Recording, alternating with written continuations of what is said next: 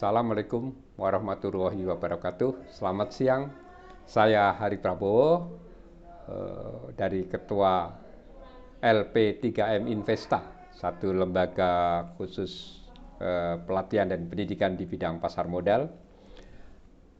Lama nggak berjumpa kita di YouTube kami, udah kangen dengan para pemirsa juga saya. Dan mulai awal tahun 2025 ini saya dan kawan-kawan mencoba untuk beredukasi kembali lewat YouTube ini, dan semoga bermanfaat khususnya untuk para investor lokal ya, dan investor retail yang ada di Indonesia ini. Untuk yang pertama ini, awal 2025, tentu saja saya akan mencoba mengulas tentang kemungkinan kondisi pasar modal, khususnya bursa saham tahun 2025. Para pemirsa yang saya hormati, saya cintai, khususnya para investor saham, kita tahu tahun 2024 yang lalu, kalau kita ukur dari IHSG dalam setahun itu secara year to date itu minus ya. Jadi dari awal tahun 2024 sampai akhir 2024 itu malah minus sekitar 2% lah ya. Itu. Jadi artinya datar-datar aja gitu ya. Meskipun pada tahun itu 2023 indeks itu pernah pecah rekor sampai 7.900-an ya. Turun lagi malah jadi minus ya dalam bulan September kalau nggak salah. Disitulah yang mencerminkan bahwa kondisi pasar modal kita itu sangat banyak ketidakpastian. Ya, kita rasakan bersama-sama ya. Nah, itu yang akan kita prediksi untuk tahun 2025. Apakah 2025 masih seperti itu? Gitu ya. Jujur, saya selaku pengamat juga, dan saya bukan harus seperti sales yang mempromo sesuatu gitu, tetapi saya melihat secara fakta, independen, dan melihat kondisi pasar ini secara objektif. Ya, saya melihat tahun 2025 ini, khususnya mungkin sampai di kuartal pertama ya, itu situasi masih penuh ketidakpastian. Artinya ketidakpastian itu sangat tinggi, dan kita tahu investor itu sebetulnya paling tidak suka dengan ketidakpastian ya, yang susah ya. Coba Bapak Ibu, saya kira para investor juga merasakan betapa susahnya tahun 2023 ini mencari cuan gitu kan. Kita lihat beberapa harga saham tidak bisa bertahan lama-lama ya, naik turun begitu, dan terus growth-nya itu malah menurun. Coba kalau kita lihat saja beberapa saham tertentu ya, blue chip bahkan itu sudah mengalami penurunan yang cukup signifikan. Itu saham-saham blue chip yang terus memperoleh laba ya, itu pun turun. Ya, itu adalah saham-saham blue chip. Jadi saya menganjurkan pada Bapak Ibu sekalian ya, tentang saham-saham ini tidak harus selalu fokus gitu ya, terlalu fokus pada saham-saham blue chip gitu yang karena saham blue chip juga tidak ada jaminan untuk terus mengalami peningkatan seperti zaman-zaman dulu ya, semakin panjang semakin bagus. Itu untuk saat ini saya katakan itu tidak berlaku. Ya, kita harus menggunakan satu target-target tertentu dan mengikuti setiap perkembangan pasar yang ada.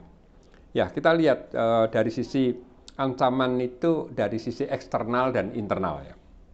Di mana eksternal kita tahu kondisi geopolitik kita yang ada saat ini itu sangat-sangat tidak kondusif ya. Perang baik di Ukraina, meluas, di Timur Tengah meluas gitu ya. Itu kan sampai kapan kita belum tahu. selesainya, dan itu pasti berdampak terhadap ekonomi. Terpilihnya Trump sebagai Presiden Amerika Serikat itu juga menjadi satu hal yang harus dicermati, karena Trump, setiap presiden di sana akan berganti kebijakan, ya kan? Jadi Trump sudah punya kebijakan-kebijakan ekonomi sendiri, ya, dan kita tahu sejak pertengahan ya 2023 investor asing itu keluar begitu banyak nilainya di pasar kita, ya, bahwa memang secara menyeluruh masih surplus 15 triliun, tetapi semula gede banget itu kalau tidak keluar, dan pengeluaran itu sampai di minggu-minggu pertama 2025 itu masih terus investor asing net sell. Nah, itu mungkin dia akan kembali, ya, mencari satu peluang di negara lain. Jadi para fund manager itu kan bebas dia membawa dana mereka mau diinvestasikan di negara manapun. Dan ketika di Amerika nanti mungkin lebih nyaman mereka, dan mungkin keuangannya lebih bisa diharapkan bisa tumbuh, maka mereka akan keluar dari pasar-pasar di beberapa negara, termasuk yang saya lihat mereka keluar terus dari Indonesia, capital outflow gitu ya. Jadi mereka udah tiap hari saya lihat di awal-awal tahun pun masih terus, ya, dalam hitungan ratusan miliar mereka keluar. Nah, ini memang memprihatinkan, tapi kita tidak bisa berbuat banyak karena itu hak mereka untuk membawa uang mereka sendiri. Nah, selain itu di dalam negeri sendiri kita lihat kebijakan-kebijakan yang ada itu belum ada katalis yang positif gitu, yang bisa mendorong kondisi pasar modal kita ke yang lebih happy gitu ya. Ya, coba dengan awal tahun yang kita gonjang-ganjing masalah PPN yang naik 12%, itu menjadi gonjang-ganjing. Para pelaku pasar kebingungan sampai hari ini. Ya, jadi ada yang naik, ada yang tidak, yang katanya tidak naik ternyata naik. Ya, itu kan sesuatu yang masih belum nyaman oleh dunia industri, dunia usaha, begitu kan. Nah, itu akan berdampak tentu saja. Ya, semua akan ada adjust. Ya, di perusahaan-perusahaan khususnya para emiten, ya, yang sudah go public itu akan adjust kan. Mereka akan menyesuaikan harga jualnya, di mana di satu sisi itu daya beli kita sedang turun. Itu satu problem juga di awal tahun ini, ya, kalau melihatnya. Itu bukan hal yang sepele karena itu kan berdampak berantai. Apalagi nanti kalau sudah mulai naik harga BBM, itu akan menjadi problem lagi karena semuanya akan mengalami kenaikan harga. Nah, yang dari internal lagi tadi, ya, berkaca pada asing yang keluar, dana asing, maka yang dana yang akan berputar-putar di bursa ini kan lama-lama mayoritas lokal, gitu kan. Mampukah gitu ya dengan satu sisi yang lain IPO terus masuk, ya, terus, karena ini memang kita tidak bisa melarang orang perusahaan IPO, tetapi kita tahu kan begitu ada IPO masuk, kalau dananya cuma segitu-segitu aja yang berputar di bursa, maka itu ada dana yang keluar juga yang digunakan oleh emiten-emiten baru itu untuk, ya, mereka kan menyedot dana dari bursa, kita beli, dan uangnya itu pasti untuk, ya, operasional mereka, artinya ada kesedot lagi kan di bursa ini. Kita mengharapkan investor baru yang, ya, memang kemarin dipublikasikan wah tembus sekian juta, tapi banyak kan kalau milenial, bukan saya mengarti kecilkan kalau milenial, ya, tetapi kita logik aja, mereka anak-anak baru tentu belum mempunyai satu dana yang lebih. Dana-dana baru itu bisa aja dari teman-teman mahasiswa yang barusan ada pembelajaran tentang pasar modal, ya, terus oleh sekuritas disponsori untuk buka rekening 100 ribuan, ya, segitu kan, itu baru masuk. Ya, tadi tidak signifikan itu masuknya dana. Di sisi lain mungkin dana-dana institusi saya kira belum banyak yang melakukan pembelanjaan di pasar modal, mereka juga melihat ya, dan dari berbagai kasus yang ada, mereka itu menurut pandangan saya ya, dari pendapat saya itu mereka justru sekarang ini belum bisa all out gitu. Mereka masih sangat malah mungkin lebih berkurang dibandingkan sebelum-sebelumnya, khususnya untuk di saham ya. Mereka main aman di SBN, surat perbendaan negara ya. Itu mereka main aman di sana. Jadi untuk di saham sendiri memang jujur saja pendapat saya masih butuh terobosan-terobosan baru ya untuk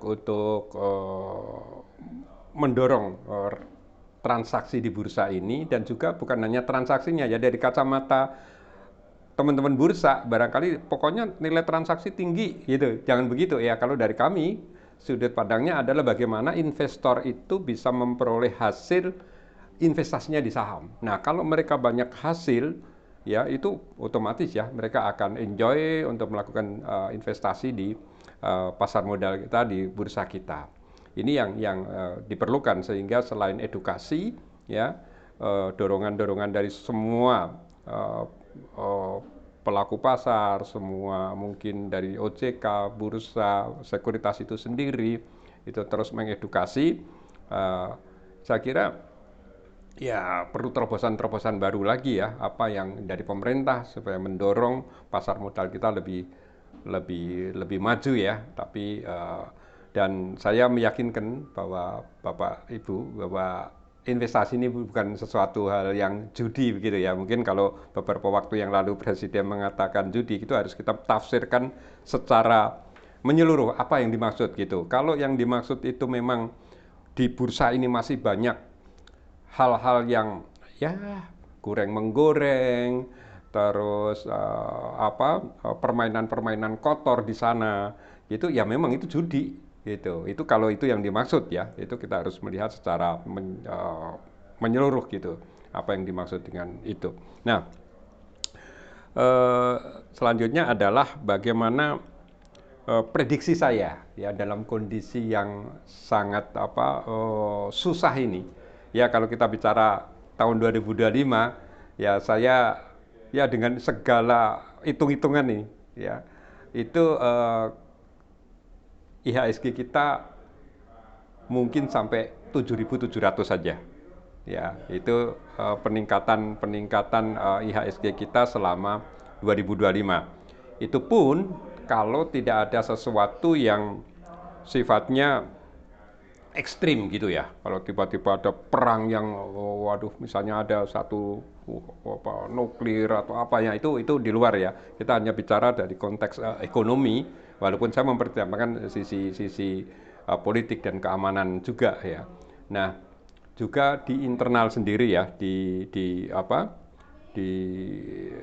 pasar modal di Indonesia sendiri itu saya masih menunggu bagaimana kinerja kabinet yang baru ini, apakah, karena saya juga jujur melihat bahwa belum ada terobosan yang sifatnya bisa positif gitu ya buat pasar gitu. Saya menunggu kemarin, menunggu pidato pembukaan tahun bagaimana sih presiden, tapi ternyata presiden tidak hadir, yang hadir Menteri Keuangan, dan itu saya melihat hanya mengenai edukasi ya, bahwa mulai SD ada tahu pasar modal kan begitu ya. Jadi belum selalu signifikan bisa yang itu yang dibutuhkan katalis dalam waktu pendek menaikkan atau mendorong harga saham gabungan kita. Nah, itu pandangan-pandangan saya, dan saya mencoba juga di akhir pertemuan kita yang pendek ini, yang memang akan kita bikin secara beruntun, itu tadi disentil oleh admin kami, bahwa Pak coba deh Bapak bikin mengenai saham-sahamnya sekarang gitu. Walaupun susah ya, saya mencoba menghitung, biasanya saya ada 20 saham yang saya sajikan, tetapi untuk saat ini saya meluncurkan dulu ada 5 saham ya, yang saya mencoba untuk melihat bahwa harga saham ini sangat potensial untuk tumbuh harganya. Ya, yang pertama adalah saham BRI.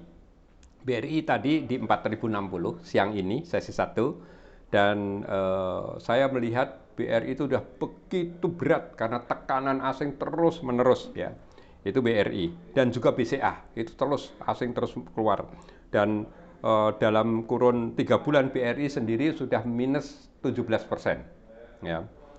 Nah, dengan harga saat ini 4.060, saya memprediksi sampai akhir Februari. Saya hanya bisa memprediksi sampai akhir Februari dulu karena ketidakpastian ini. Nah, itu harganya target saya adalah 4.350 atau tumbuh sekitar 7,1%. Sedangkan BCA itu sekarang 9.600, kemungkinan sampai 10.200. Itu target kami atau ada kenaikan 6,2%. Saham Main ya di sektor peternakan itu ada 700, saat ini 765, prediksi saya sampai akhir Februari 810 atau tumbuh 5,8%. LSIP itu 965, itu target saya di akhir Februari 1040 atau tumbuh 7,7%. Dan Pegas ya, Pegas itu harga terakhir tadi 1645 dan kami prediksi akan tumbuh menjadi 1800 pada akhir Februari 2025 atau tumbuh 9,5%. Ini hanya sekedar prediksi, bukan anjuran untuk membeli dan bukan jaminan pasti nyampe ke sana. Ini hanya sekedar prediksi saya untuk Bapak Ibu sekalian. Nah, itu pertemuan saya di awal tahun ini dan kami janji untuk terus beredukasi setiap minggu sekali untuk meluncurkan YouTube kami dan yang bersifat semuanya edukasi dan analisis. Buat Bapak Ibu yang tertarik dengan kami, silahkan bergabung ya di subscribe ya, dan bisa berinteraksi dengan kami, bisa melakukan pertanyaan-pertanyaan atau usulan-usulan ya untuk agar bermanfaat buat kita semua. Terima kasih. Saya akhiri. Assalamualaikum warahmatullahi wabarakatuh.